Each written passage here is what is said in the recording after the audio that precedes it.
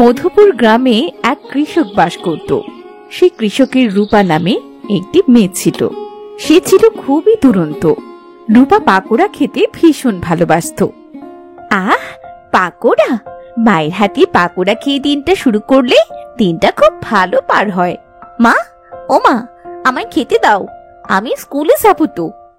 আমি রান্নাঘরে, এখানে আয়। মা, তুমি কি পাকোড়া ভাজছো? পাকোড়া পাকোড়া পাকোড়া, সারাদিন কি তোর মাথায় পাকোড়ার কথাই ঘোরে নাকি? হ্যাঁ, এইদিকে আয়, আজ তোকে মেরেই পাকোড়া তৈরি করব। না না, থাক, আমি পাকোড়া খাবো না, আমাকে কটা খেতে দাও, আমি স্কুলে যাব। খেয়ে তাড়াতাড়ি স্কুলে যা।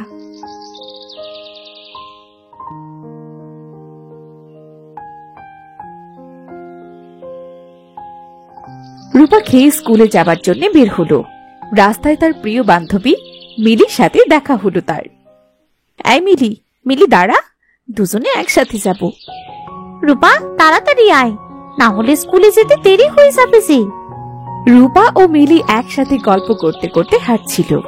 হঠাৎ রূপার নাকে পাকোড়ার গন্ধ ভেসে এলো। আহ, কি সুন্দর গন্ধ! মনে হচ্ছে আশপাশে কোথাও কেউ পাকোড়া ভাজছে। আরে কোথায় রে? পাকোড়ার গন্ধ তো আমার নাকে আসছে না। তাছাড়া এই পথ দিয়ে তো আমরা রোজই যাই, কোনোদিনও তো আশপাশ থেকে একটা পাকোড়ার দোকানও দেখলাম না। আশপাশেই কোথাও ভাজছে রে মিলি, এটা আমার নাক, যেখানেই পাকোড়া ভাজুক না কেন ঠিক আমার নাকে ভেসে চলে আসবে। চল সামনে গিয়ে দেখি।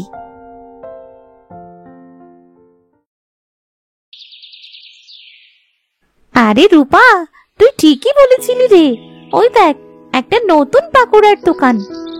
তোকে বলেছিলাম না এটা আমার নাক বলে কথা। চল শিগগিরই দোকানে যাই। দোকানে তো যাবি, তা তোর কাছে টাকা আছে? না তো, আমার কাছে তো কোনো টাকা নেই। তাহলে পাকোড়া কিনবি কি করে? হ্যাঁ তাও ঠিক। ইস, এবার পাকোড়া খাবো কি করে? চল তো, আমার কাছে দুটো টাকা আছে, দেখি পাকোড়া দেয় কিনা। চাচা, পাকোড়া কত করে? একটা পাকোড়া 2 টাকা করে। আমার তো একটা পাকোড়াই হবে না, ওরা কথা বলছে, এই ফাঁকে আমি কটা পাকোড়া চুরি করে নি। আমার কাছে তো 2 টাকা আছে। আচ্ছা, একটা পাকোড়াই দিন তাহলে। এই নাও তোমার পাকোড়া।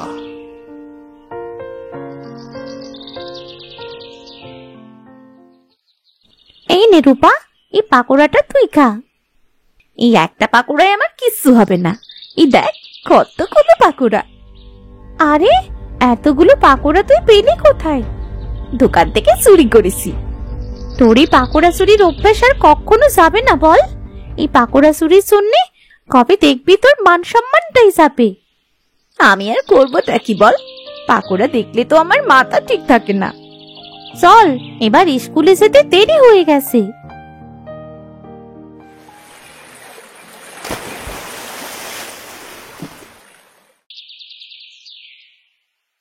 কি ব্যাপার, আজ তো আমি মাকে পাকোড়া বানাতে বলিনি, তাহলে আমাদের বাড়ি থেকে পাকোড়ার ঘ্রাণ কেন আসছে? যাই, বাড়ি গিয়ে দেখি। আহ, গরম গরম পাকোড়া, কি যে মজা! এরপর রূপা চুপি চুপি ঘরের বারান্দায় চলে আসে। সেখানে তার মা পাকোড়া ভাজছে। মা অন্য কাজে ব্যস্ত, আর এই ফাঁকে রূপা 2টো পাকোড়া হাতে নেয় আর দ্রুত সেখান থেকে সরে পড়ে। আরে, আমার পাকোড়া গেল কোথায়? প্রতিদিন এই একই ঘটনা, নিশ্চয়ই রূপা পাকোড়াগুলো নিয়েছে। এই মেয়েটাকে নিয়ে আর পারি না বাবু, কখন যে হাত সাফাই করে বোঝাই যায় না। মা, মাত্র 2টো পাকোড়াই তো নিয়েছি, আর তাছাড়া তুমি এই পাকোড়াগুলো আমার জন্যই তো বানিয়েছো। বজ্জাত মেয়ে, আজ বাড়িতে মেহমান আসবে বলে বানিয়েছি, তোর এই পাকোড়া চুরি করার স্বভাবটা আর কোনোদিনও যাবে না। না, আমাদের বাড়িতে মেহমান আসবে? কারা আসবে মা? আজ তোকে দেখতে আসবে, যা গিয়ে তৈরি হয়ে নে। আর শোন, এই পাকোড়া চুরির অভ্যাসটা বাদ দে, শ্বশুর বাড়ি গিয়ে এমন করলে তোকে আবার বাপের বাড়ি ফিরিয়ে দিয়ে যাবে। কিছুক্ষণ পর ছেলের বাড়ি থেকে রূপাকে দেখতে আসলো। রূপার বিয়ে ঠিক হয়ে যায় পাশের গ্রামের রফিকের সাথে। পরের মাসে মহা ধুমধামে তাদের বিয়েটা হয়। বিয়ের পরে রান্না হয়ে গেছে, সবাই খেতে আসো। বৌমা, আমার সাথে এসো, খাবারগুলো টেবিলে গুছিয়ে রাখো। আহ, গরম গরম পাকোড়া! কতদিন হয়ে গেল পাকোড়া খাই না। পাকোড়া দেখেই তো জিভে জল চলে এলো। আমার তো এক্ষুনি পাকোড়া খেতে হবে। রূপা চারপাশটা দেখলো, আশপাশে কেউ নেই।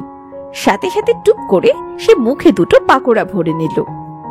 আহ, এত ভালো পাকোড়া! শাশুড়ি মা তো আমার খুব মজার পাকোড়া বানায়। না না, এই কটাতে তো আমার কিছুই হবে না, আরো কটা খাই। আশপাশে তো কেউ নেই।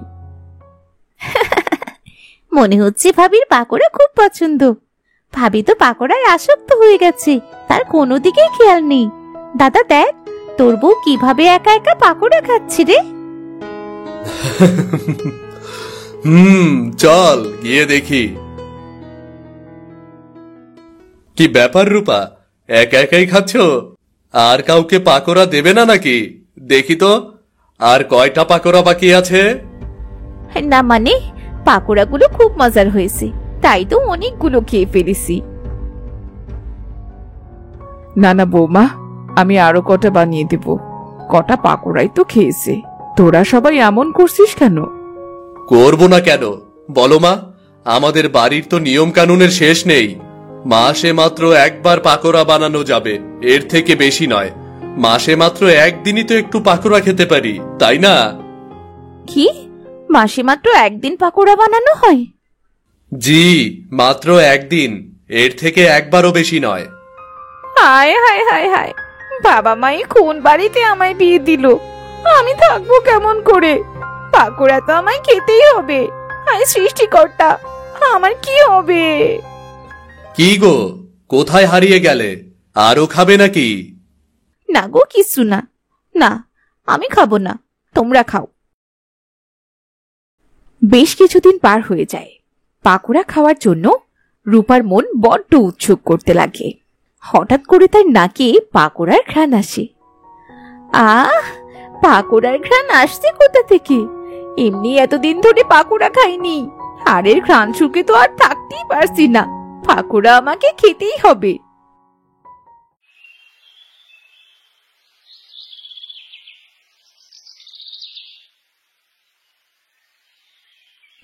আরে এই তো পাকোড়া! এই জন্যই বলি, পাকোড়ার সুগন্ধ আসছে কোথা থেকে। আহ, পাকোড়াগুলো দেখে মনে হচ্ছে খুব মজার হয়েছে।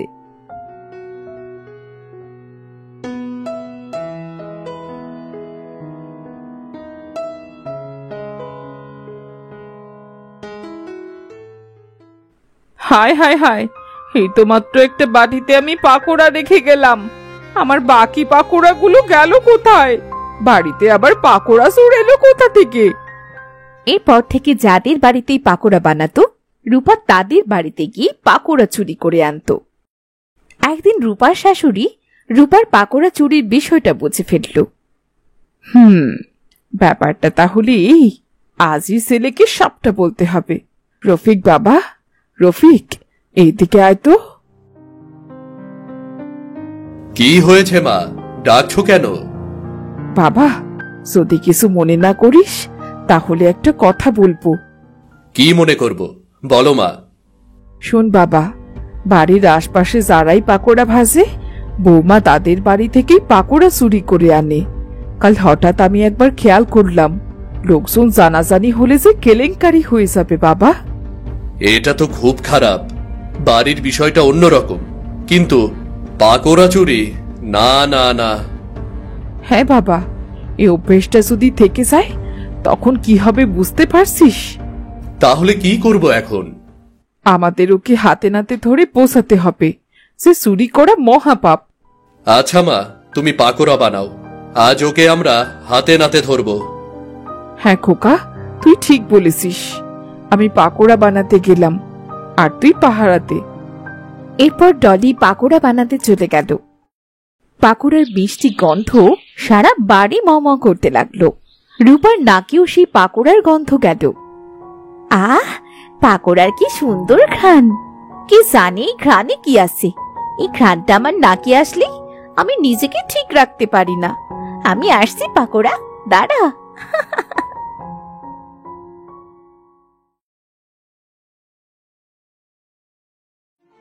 মা, মা, তোমার পেছনে দেখো, পাকোড়া চোর দাঁড়িয়ে আছে।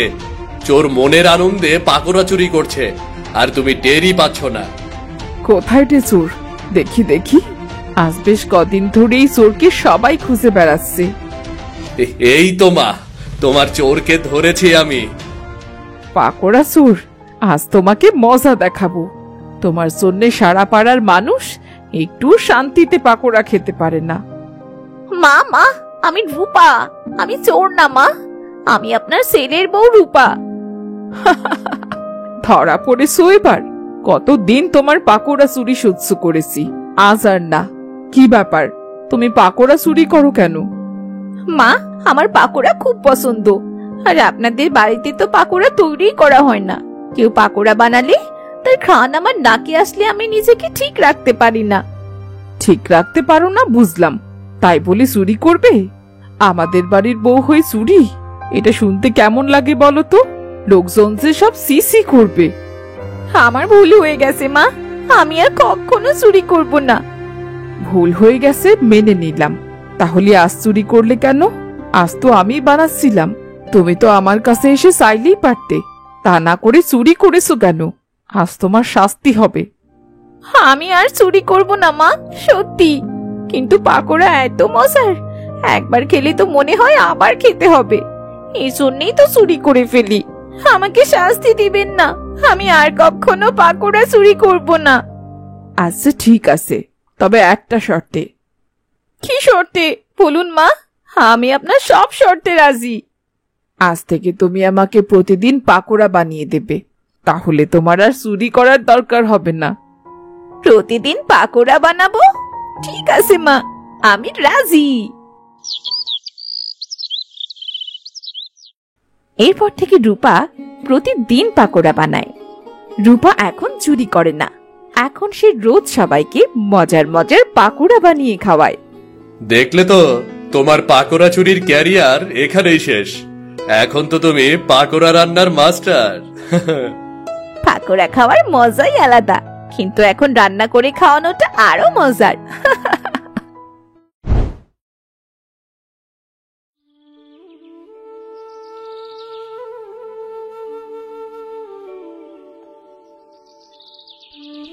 মা, ও মা, আপনার গোসলের জন্য গরম জল দিয়ে এসেছি কলতলায়। গোসলটা সেরে নিন মা, না হলে জল যে আবার ঠান্ডা হয়ে যাবে।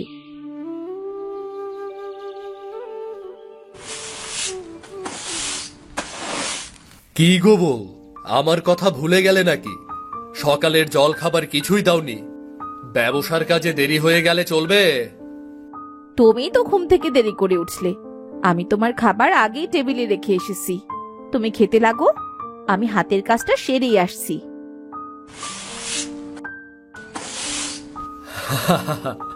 দিচ্ছ দাও, তুমি খাবার বেড়ে না দিলে সেদিন জানো আমার পেটই ভরে না। মাথাটি রেখে দাও, মাকে দিও। মায়ের জন্য আরো একটা মাথা আছে তো, এটা তুমি খাও। তুমি? তোমার মাছ কই? আমাকে 2 পিস দিচ্ছ, তুমি একটাও খাবে না? আমার মাছ মাংস খেতে তেমন ইচ্ছে করে না, তুমি খেলেই আমার খাওয়া হয়ে যায়, আর মনেও খুব শান্তি পাই। দাও, তাহলে বেশি করেই দাও, খেয়ে তোমার মনটাকে একটু শান্তি দেই।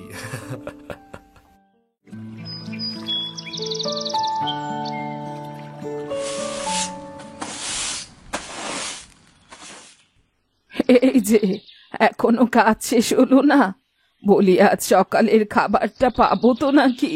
কোনো একটা কাজের গুণ নেই, না আছে চেহারা, না আছে সংসার সামলানোর মুরত।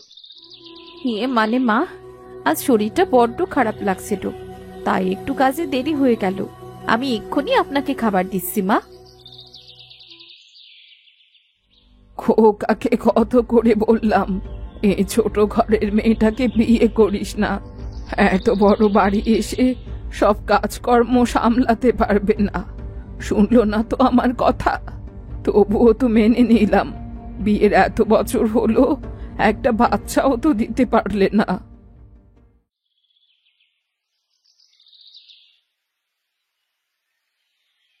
মা, ও মা, এই যে মা, তুমি এখানে মন খারাপ করে বসে আছো কেন? সকাল সকাল এত রেগে আছো কেন, বলো তো? শোন খোকা, আমি সাফ সাফ বলে দিলাম, তুই আরেকটা বিয়ে কর। সংসারে এই বউয়ের জন্যে না রে খোকা। বাজা মেয়ে, এর কোনো সন্তান হবে না। আমি বলি কি খোকা, তুই সুন্দর দেখে একটা মেয়েকে বিয়ে কর। এই মুখ পুরীকে বাদ দে বাবা। এ কি বলছো মা? রমার সাথে এটা খুব অন্যায় করা হবে।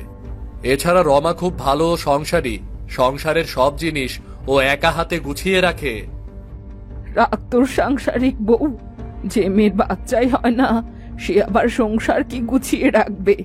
তুই যদি বিয়ে না করিস, তবে আমি কিন্তু খাওয়া দাওয়া আজ থেকেই বন্ধ করে দেব।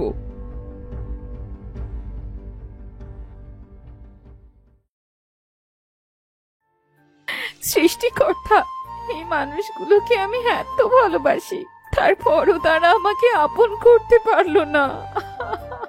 এই সংসারটা আমি কত কষ্ট করে নিজ হাতে সাজিয়েছি। পরপর 2 দিন কেটে গেল। রাতুলের মা কোনো খাবার মুখে তুলল না। ওগো, বলছিলাম যে মা তো 2 দিন ধরে না খেয়ে আছে। জানি আমি সবটা। আরে কি হলো? খাবারে এইভাবে পানি কেন ঢেলে দিলে? শোনো শোনো একটা কথা। সেদিন সকাল গড়িয়ে দুপুর, দুপুর গড়িয়ে বিকেল, বিকেল গড়িয়ে প্রায় সন্ধে নেমে এলো।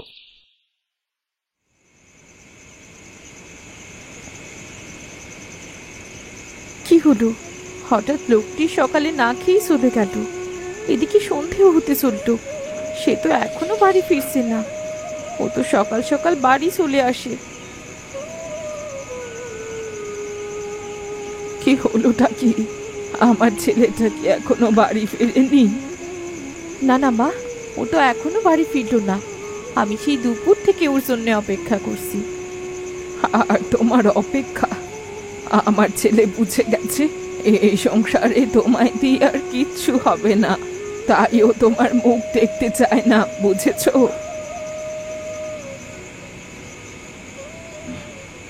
ওমা খোকা, এটা আবার কে তোর সাথে? মা, এটা তোমার ছোট বৌমা। কি বলছিস কি বাবা? তুই সত্যিই বিয়ে করেছিস? কই দেখি দেখি, বৌমার মুখখানা দেখি। ও মা, এ তো চাঁদের মতো সুন্দর দেখতে। এতদিন তো আমি এমনই একটা লক্ষ্মী বৌমা চেয়েছি। মা, অনেকটা পথ হেঁটে এসেছি, এবার ঘরে চলো। হ্যাঁ হ্যাঁ বাবা, চল। বৌমা, এসো, ঘরে এসো। আহা, চাঁদের মতো বউ আমার। কি হলো, অমন চাপড়ি মেরে দাঁড়িয়ে আছো কেন? নতুন বউ এসেছে, একটু মিষ্টি মুখ করাও। হ্যাঁ মা, আনছি। আপনারা বসুন, আমি এক্ষুনি আনছি। এভাবেই কেটে গেল বেশ কিছুদিন। সংসারে ছোট বউ পায়ের ওপর পা তুলে বসে খায়। এইদিকে বড় বউয়ের কাজের যেন শেষ ছিল না। তবুও তাকে এই বাড়িতে কেউ দেখতে পারত না।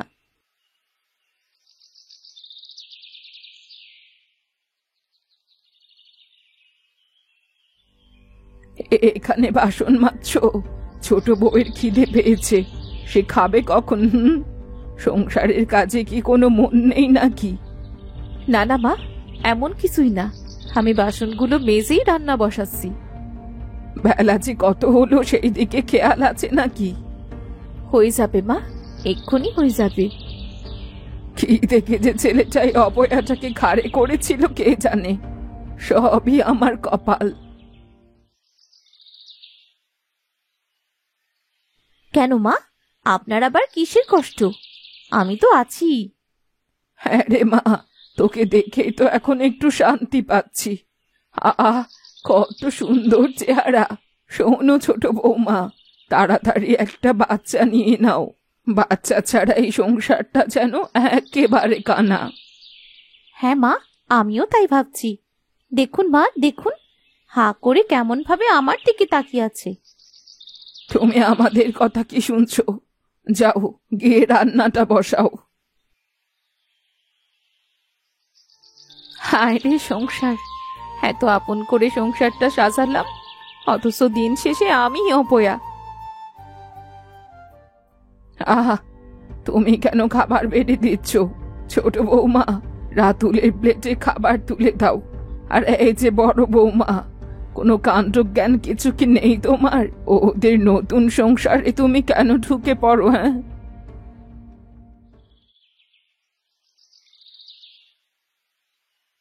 এই নাও তোমার ব্যাগ, এই গেঞ্জিটা এখানেই থাকলো। আর হ্যাঁ, আসার সময় আমার জন্য ডালপুরি আনবে কিন্তু, আমার ডালপুরি খেতে খুব ইচ্ছে করছে। আনবো আনবো। রমা, তোমার কিছু লাগবে? ওর আবার কি লাগবে? ও যে পেটে ভাতে এ বাড়িতে খাচ্ছে, এটাই তো ওর জন্যে অনেক।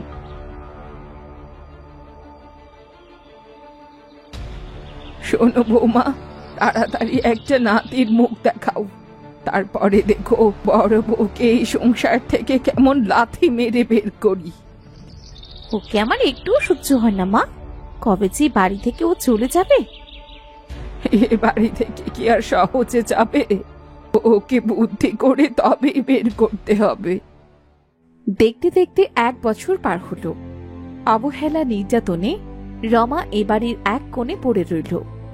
হঠাৎ করে একদিন রমা ও তার শাশুড়ি খুব অসুস্থ হয়ে পড়ল। ছোট বউ ঘরের সব কাজ সহ অন্যান্য কাজ করতে গিয়ে খুব বিরক্ত হয়ে উঠল। ইস, রান্না করাটা কত কঠিন কাজ। সবজি কাটতে গিয়ে আমার 8 বেলা পার হয়ে গেল। তোর আর ভাল লাগছে না। ছোট বৌমা, ও ছোট বৌমা, মরে গেলাম রে। আমায় একটু জল দিয়ে যাও মা, গলাটা শুকিয়ে গেছে। ইস, এই বুড়িটা আমাকে জ্বালিয়ে মারলো। একটু পরপর এটা দাও ওটা দাও, চাকর পেয়েছে নাকি আমাকে?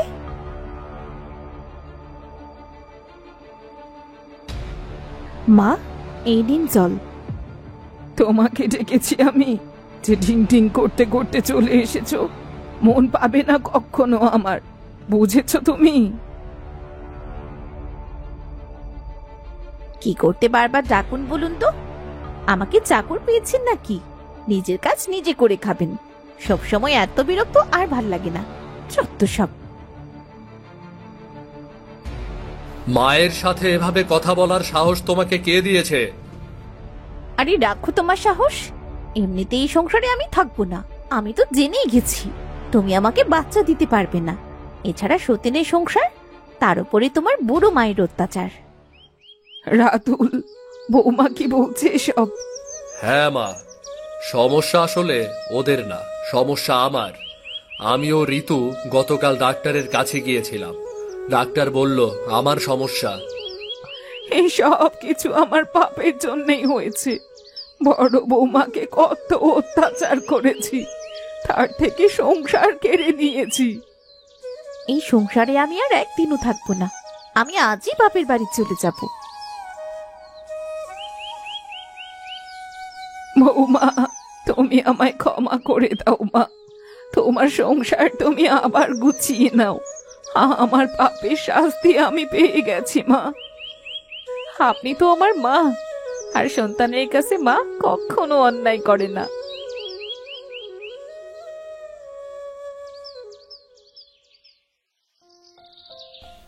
বউ, মায়ের ওপর রাগ করে বিয়ে করেছিলাম।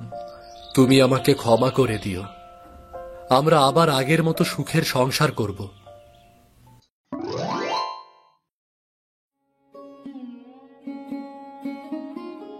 শিহাবের মা রান্না করছিল। এমন সময় লাটিম হাতে সেখানে এলো শিহাব। মা, ও মা, আমাকে একটা লম্বা কাপড় দাও না মা। এই 7 সকালে কাপড় দিয়ে কি হবে শুনি? আমার এখন অনেক কাজ রে বাবু, জ্বালাস নে আমাকে। দাও না মা, এক টুকরো লম্বা কাপড়, আমার লাটিমের দড়িটা ছিঁড়ে গেছে, ওটা বানাবো এখন। তা বাবা, সকাল সকাল লাটিম নিয়ে তো তোর ভারী চিন্তা। আর কোনো কাজ নেই? বাগানের গাছগুলোতে একটু পানি দিলেও তো পারিস। সে তো আমি ঘুম থেকে উঠেই দিয়েছি।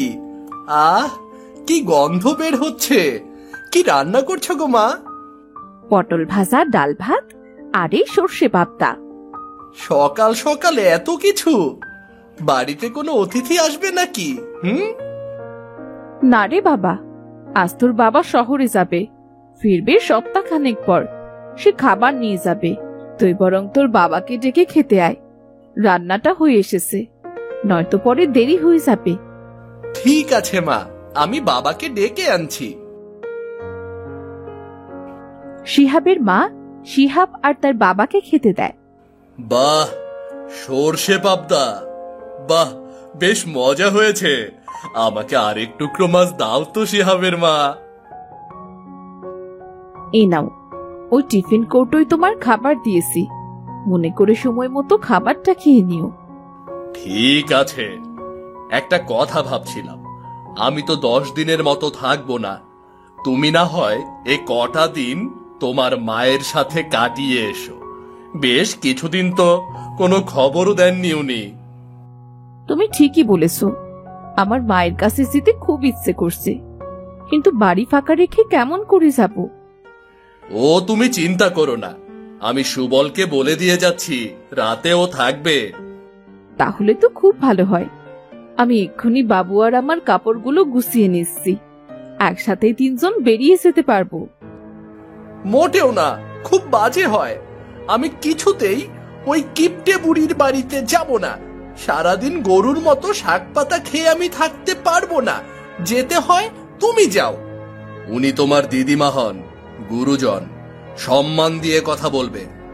আসলে উনি অনেক কষ্ট করে তোমার মাকে মানুষ করেছেন। সময় আর কষ্টে উনি এমন হয়ে গেছেন, আমাদেরও উচিত ওনার খেয়াল রাখা। খাওয়া শেষ করে তৈরি হয়ে নাও।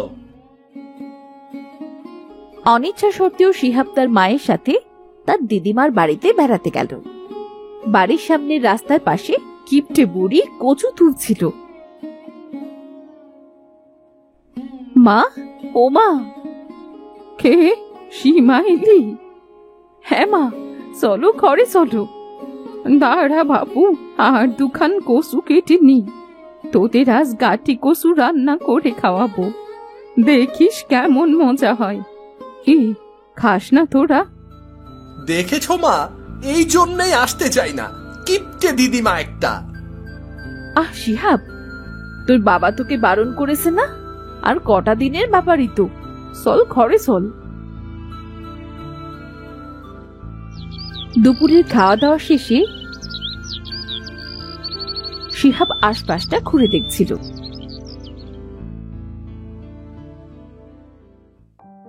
তখন সেখানে এলো ওর দিদিমা। কি রে দাদু ভাই, তা কেমন লাগছে এখানে? এমনিতে ভালোই, তবে আমাদের গ্রাম আরো বেশি ভালো। এখানে তো আমার খেলার কোনো সাথীও নেই। তাতে কি হয়েছে, আমি আছি তো, আমি তোকে অনেক গল্প শোনাবো। তা আজ গাটি কচুর তরকারি কেমন খেলি বল? আহা, এবারের কচুগুলো বেশ হয়েছে। এসব কচু খেচু খেয়ে কিন্তু দিন পার করতে পারবো না দিদিমা। আমার চিংড়ি মাছ চাই, ভালো দেখে কাটা পোনা চাই। আহ, এলেন আমার বড় লাট সাহেবের নাতি। তুই তো নাতি নোস, যেন একটা লাঠি। কোথায় আমার একটু কষ্ট বুঝবি তা নয়, আমায় সর্বশান্ত করে উঠে পড়ে লেগেছিস। তোমার তো সিন্ধুকে টাকা পয়সার অভাব নেই, কিন্তু তুমি এত কিপটে কেন বলো তো? খবরদার বলছি, একদম আমার সিন্ধুকের দিকে নজর দিবি না। আচ্ছা, দেব না, তবে আমার চিংড়ি চাই, এই বড় বড় চিংড়ি চাই। চিংড়ি? ওরে বাপরে, সে তো বেজায় দাম। তারপরও তুই তোর মাকে নিয়ে বেড়াতে এসেছিস, না খাওয়ালে তো বদনাম হবে। আচ্ছা, দেখছি কি করা যায়। কয়েকদিন পর কি হয়েছে শিহাব? অমন মনমরা হয়ে বসে আছিস কেন রে বাবা? বাড়ির জন্য মন খুব কাঁদছে তাই না? হ্যাঁ, করছেই তো। বাড়িতে বাবা প্রতিদিন মাছের ঝোল দিয়ে ভাত খায়। আমারও মাছ প্রিয় খাবার। আর এখানে আজ কচু, কাল সবজি, তারপর চচ্চড়ি। আমার এসব ভালো লাগে না। চলো মা, আমরা আমাদের বাড়িতে ফিরে যাই। কি আর করবো বল? তোর যেমন বাপের ভিটে ভালো লাগে, আমারও এই ভিটেটার শান্তি মেলে। তোর বাবা এলে তো চলেই যাব। আর কটা দিন একটু সহ্য কর বাবা। দিদিমাকে সেদিন এত করে বললাম, তবুও একটু চিংড়ি খাওয়ালো না। আমরা ছাড়া উনার কে আছে বলো তো? আমরা খেলে তো সেও দুটো ভালো খেতে পারে, তাই না?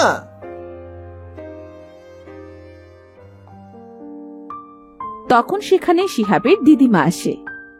আজ তো হাটের দিন। কে রে শিহাব, তুই হাটে যাবি আমার সাথে? তোমার সাথে হাটে যাব? সে তো সারা পথ পায়ে হাঁটিয়ে নিয়ে যাবে। তারপর কিছু খেতে ইচ্ছে করলে 2 টাকার বাদাম কিনে দিয়ে শেষ। না দিদিমা, তোমার সাথে আমি হাটে যাব না। কষ্ট করলে তবেই তো কেষ্ট পাওয়া যায়। আমার কেষ্ট চাই না, তবে আমার চিংড়ি চাই। মা বলেছিল তোমার হাতের চিংড়ি রান্নার কোনো জবাব নেই। তবে আমার মনে হয় তুমি আসলে রান্না টান্না ভুলে গেছো। মা এমনিতেই ওসব আমাকে গল্প শোনায়, তাই না? তবে রে হতচ্ছাড়া, আমি রান্না ভুলে গেছি? জানিস, আমার হাতের রান্না খাওয়ার জন্যে এই গায়ের লোকেরা মুখিয়ে থাকতো। ওসব আমাকে বলে লাভ কি? আমি তো আর দেখিনি। বেশ, চিংড়ি খাওয়াবো তোকে, তবে আমাকেও একটা কাজ করে দিতে হবে তোকে। কি কাজ? চিংড়ি খাওয়ার জন্য আমি সব কাজ করতে রাজি। তবে হ্যাঁ, চিংড়ি কিন্তু বড় হওয়া চাই। এই বড় বড় চিংড়ি। ঠিক আছে, তুই তাহলে আমার কচু বাগানটা পরিষ্কার করে দে। সাথে কিছু কচু আর কচুর শাক তুলে দে। ওগুলো আমি হাটে বিক্রি করব, আর তারপর চিংড়ি নিয়ে আসবো। ওমা, তুমি কিন্তু সাক্ষী রইলে। চল, আমিও তোকে কচু বাগান পরিষ্কার করতে সাহায্য করছি।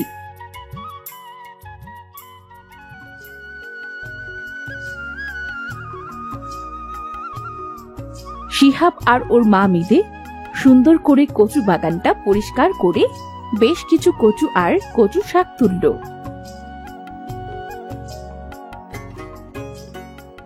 নাও দিদিমা। একদম হাঁপিয়ে গেছি। সাধে কি আর বলি, তুই একটা ননির পুতুল তৈরি হচ্ছিস।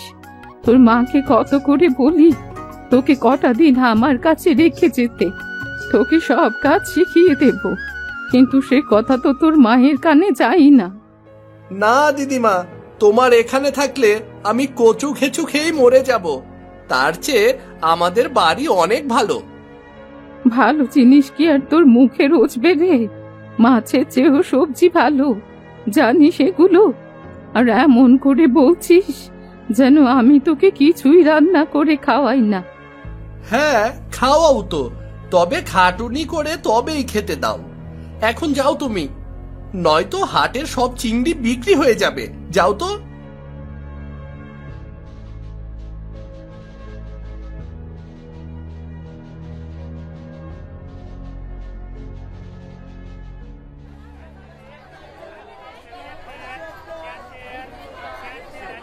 হাটে কচু আর কচু শাক বিক্রি করে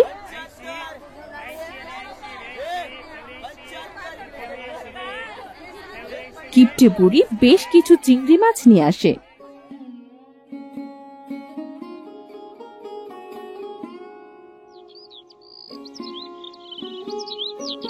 ওইদিকে শিহাবের বাবাও আসে ওদের নিতে।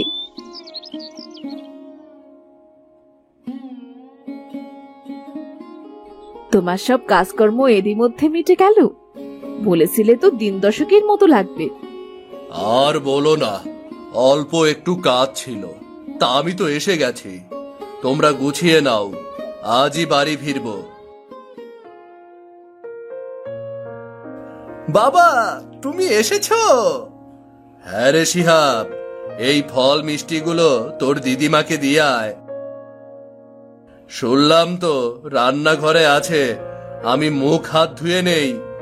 ঠিক আছে বাবা। জানো বাবা, দিদিমা আজ চিংড়ি রান্না করেছে। আহ বাহ, তাহলে তো বেশ ভালো সময় এসেছি। বিয়ের পর একবার তোর দিদিমা চিংড়ি রান্না করে খাওয়িয়েছিল।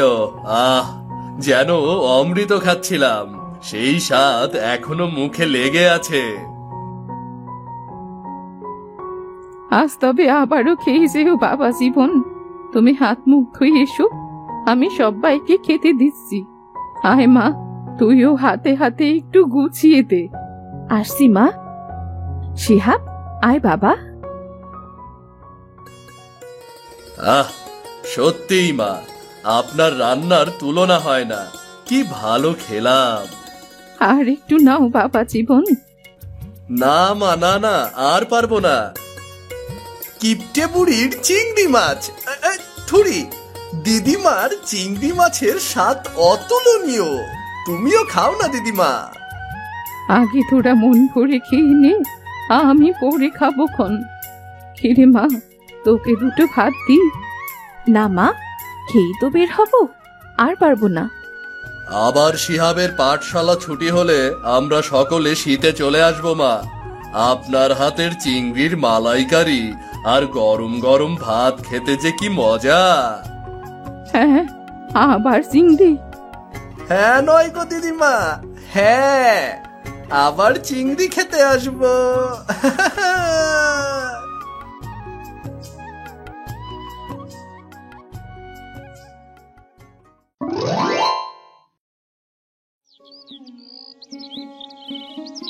ঋতু ঘরে বসেই বই পড়ছিল। পাশেই ঋতুর মা বসে কাপড় সেলাই করছিল। এমন সময় ঋতুর মায়ের হাতে সূচের আঘাতে রক্ত পড়তে শুরু করলো। আহ মাগো, কি হলো মা? হাতে আবার সুচ বিঁধেছে? ইস, তোমায় কত করে বলি, রাতেই সামান্য আলোয় সেলাই করো না। তুমি তো আমার কোনো কথাই শোনো না মা। তুই মেয়ে হয়ে মাকে বকছিস ঋতু? মা যদি ছেলে মানুষই করে তো একটু একটু তো বকতেই হয়। কি দরকার মা এত পরিশ্রম করার? সংসারে তো মাত্র 3টি লোক আমরা। ওসব বললে হয়? সামনে তো তোর পরীক্ষা। কত টাকা লাগবে বলতো? সেলাই করার সব টাকা দিয়েই তো তোকে পড়াচ্ছি। তোর বাবার কত স্বপ্ন ছিল, মেয়ে অনেক পড়াশোনা করে বড় চাকরি করবে। তোর বাবার স্বপ্ন তো পূরণ করতে হবে রে মা। তা বলি তুমি এত পরিশ্রম করবে? সারাদিন সংসারে সব কাজ করে বাগানের দেখাশোনা করো, ঠাকুমাকেও দেখে রাখো, আবার সেলাই। তোমারও তো মানুষের শরীর মা, তুমি অসুস্থ হলে তখন কি হবে? আমার কিচ্ছু হবে না রে ঋতু। অসুখ এলে বলবো, আগে আমার মেয়ে মস্ত চাকরি পাক, তখন এসো। এখন অসুখ করলে তো চলবে না। তখন একটি বাটি হাতে ঘরে এলো ঋতুর ঠাকুমা। বৌমা, বৌমা কি হয়েছে? তোমার গলার আওয়াজ পেলাম। ও কিছু নয় মা, আপনি আসতে গেলেন কেন? আমাকেই ডাকতেন। দেখো তো বৌমা, কেমন বানিয়েছি। নারকেলের তো বেজায় দাম, ও আর পাবো কোথায়? তবে সর্ষে বাটা দিয়ে করেছি এই কচু বাটা। আগে আমার মা বানাতো। যেদিন কচু বাটা করতো সেদিন আর কেউ মাছ মাংসের ধারেও যেত না। তা বেশ, অনেক রাত হয়ে গেছে মা। আসুন একসাথে বসে খাবার খাই। ঋতু, তুইও আয়। আজ কচু পাতা বাটা আর পটলের সেচকি দিয়ে ভাত। সবাই আর কই গো বৌমা, ছেলেটা তো আমার অকালেই চলে গেল। পরিবারটা আমাদের ভেঙে নড়বড়ে হয়ে গেল। তবুও তো তুমি সবজি চাষ করো আর সেলাই করো বলে দুবেলা খাবারটা জোটে। আহ মা, থাক না সেসব কথা। আসুন, আগে দুটো মুখে দেবেন। ঋতু, খেয়ে তারপর পড়াশোনা করিস। আয় মা। ঠিক আছে মা, তুমি ভাত বাড়ো, আমি আসন পেতে গ্লাসে পানি দিচ্ছি।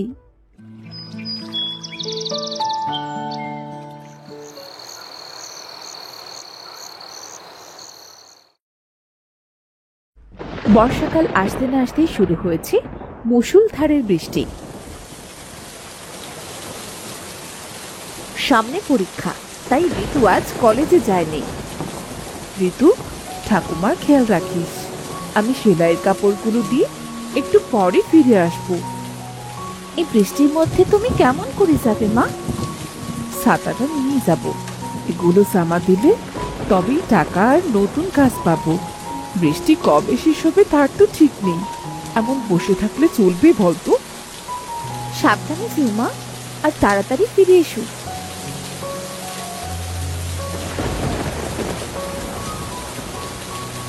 মা, আমি আসছি মা, আপনার কিছু লাগবে? না বৌমা, তুমি সাবধানে যাও।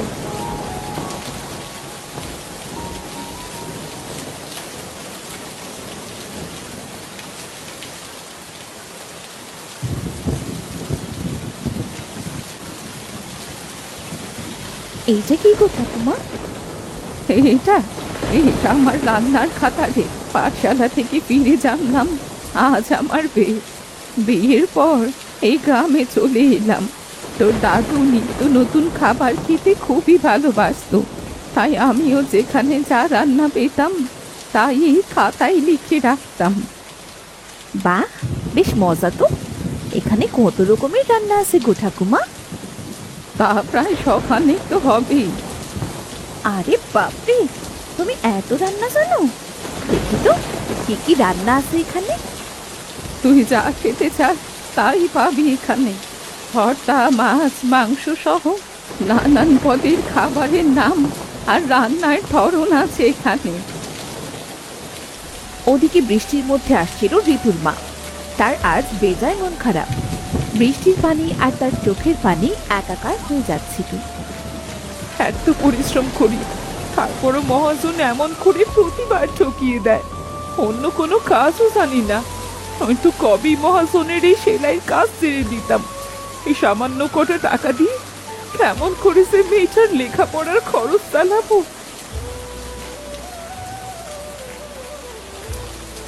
কাক ভেজা হয়ে ঘরে এলো ঋতুর মা। হায় হায়, এ তোমার কি অবস্থা হয়েছে মা? কি হয়েছে তোমার? নতুন কিছু নয় রে মা, যদি জীবনে ভালো কিছু হতে পারিস তবে গ্রামের গরিব লোকেদের জন্য কিছু করিস মা, সাথে কেউ তাদের ঠকিয়ে না দিতে পারে। মহাজন লোকটা সবসময় অমনি। ওনার কাজই পরের কাছে কাঁঠাল ভেঙে খাওয়া। তুমি কাজটা সেরে দাও মা, আমি দুটো টিউশনি খুঁজে নেব। তা হয় না রে মা, সামনে তো তোর আরো বড় বড় পরীক্ষা দিতে হবে। আমি তোর পড়াশোনায় কোনো ক্ষতি হতে দেব না। তোকে তোর বাবার স্বপ্ন পূরণ করতে হবে, এই গ্রামের নাম উজ্জ্বল করতে হবে। পলাশপুরকে সবাই ঋতুর গ্রাম বলেই চিনবে একদিন। সেসব হবে, তুমি এখন মাথাটা ভালো করে মুছে নাও তো মা, নয়তো জ্বর হবে যে। তুই বস, আমি বরং রান্নাটা চাপাই। কত বেলা হয়ে গেল বলতো, আজ বৈশাখের চচ্চড়ি করবো। তুই তো বড্ড ভালোবাসিস তাই না রে? তবে আজ একটু বেশি চাল নিও মা। সে তো আমি জানি রে মা, তোকে বলতে হবে না। ঋতুর মা রান্নার কুটনো করছিল, তখন শুকনো মুখে এলো ঋতুর ঠাকুমা। এ কি মা, এই বৃষ্টির মধ্যে আপনি রান্না ঘরে? কিছু লাগবে? না গো বৌমা, কিচ্ছু লাগবে না, কিন্তু এমন একটা ব্যাপার, কি করি বলো তো? কি হয়েছে মা? আমি তো কিছুই বুঝতে পারছি না। আমার দাদা আসবে বলে খবর পাঠিয়েছে। একে বৃষ্টি, তার ওপর সংসারের এই হাল, বারণও তো করতে পারি না। এ মা, সি সি সি সি, অতিথি হলেন সংসারের আশীর্বাদ, বারণ করবেন কেন মা? মামা বাবু নিজে আসতে চেয়েছেন, এইটাই তো অনেক। যতটুকু সাধ্য আছে তার কোনো অযত্ন হবে না মা, আপনি ওসব ভাববেন না। আমি আসি তো নাকি? তা নয় গো বৌমা, দাদা আমার বড্ড ইলিশ খেতে ভালোবাসে। যতবার এসেছে আমি তাকে নিজ হাতে ইলিশ রান্না করে খাইয়েছি। এপারে পদ্মার ইলিশের বড্ড নাম ডাক কিনা। ইলিশ, সে তো অনেক টাকা। আচ্ছা, আপনি ভাববেন না মা, মামা বাবু তো কদিন এখানেই থাকবেন, আমি এর মধ্যে ইলিশের ব্যবস্থা করব। আপনি ঘরে যান মা।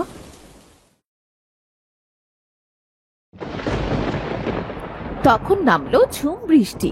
ছাতা মাথায় দিয়ে হাতের জোড়া ইলিশ নিয়ে ঋতুদের উঠোনে এসে দাঁড়ালো এক বৃদ্ধ ভদ্রলোক। রমণী, রমণী। দাদা তুমি কতদিন পরে এলে বলো তো? এসো এসো, ভেতরে এসো। এই বর্ষায় তোমার আমায় মনে পড়লো, তাও এতদিন বাদে। অভিমান করে নাক ফেলানোর স্বভাব তোর গেল না রমণী।